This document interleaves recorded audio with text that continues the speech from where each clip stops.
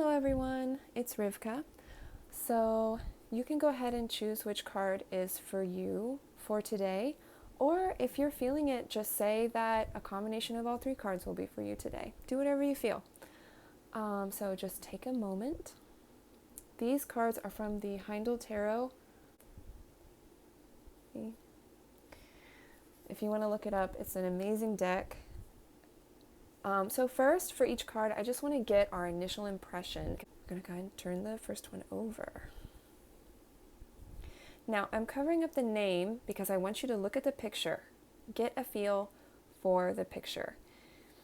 It's okay to think about what the Four of Swords traditionally means, but try to set that aside as well.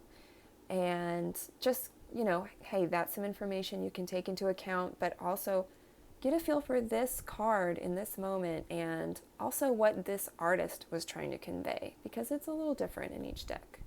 It is interesting to me that you have the, I'm knocking my camera, 2 swords pointing down and 2 pointing up. So there's like an equilibrium of force, maybe a standstill, whether it's within yourself or with people around you. I also find this really interesting. There's like this leaf holding a pearl or maybe a drop of water, and it just seems like a very delicate balance. And then another whimsical element is this feather. And so that's our initial impression. And just kind of see what kind of feeling are you getting from this card right now. And then the name is Truce. So some decks have like a keyword for the minor. And then we'll dig into it more later. For now, we're just going to get our first impression. Our next card is the Ten of Stones.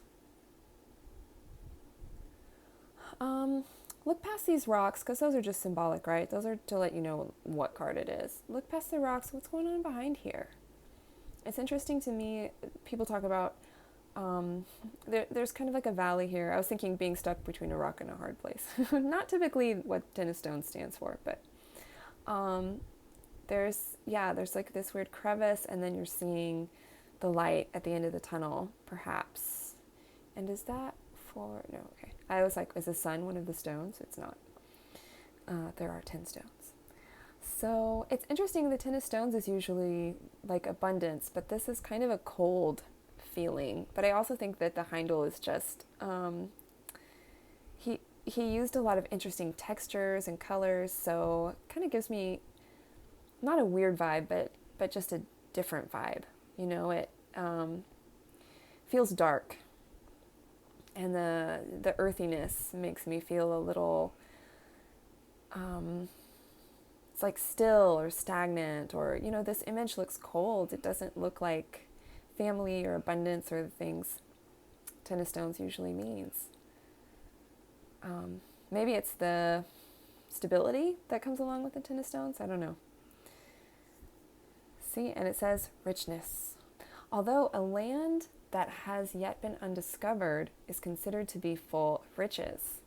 And even if this was like a cavern or something that was undiscovered, that's also full of riches, right? So maybe it's actually something that has been preserved and not necessarily something that has been accumulated. The richness of the earth, of minerals. So that's different. Card number 3. I know I didn't cover up the name, but it's a major, so I think that's okay. This is interesting. There's a little bit of a temperance feeling here. You have like a stream of water and then a stream of, I'm guessing, blood. And then you have blood raining down here and water raining down here. It definitely feels very like epic, end of the world. And yeah, then you have this birth happening. Maybe it's, typically the major arcana is bigger than just normal everyday life. So it's the birth of what? It's not just a human being, right? The birth of an idea, the birth of a new paradigm, the birth of a whole new type of society, and then you have the eyeball poking out from the sky, which of course gives us a feeling of God or some sort of larger than life force, some cosmic force looking down on us. maybe causing things, planning things. All right, so that's our initial reaction.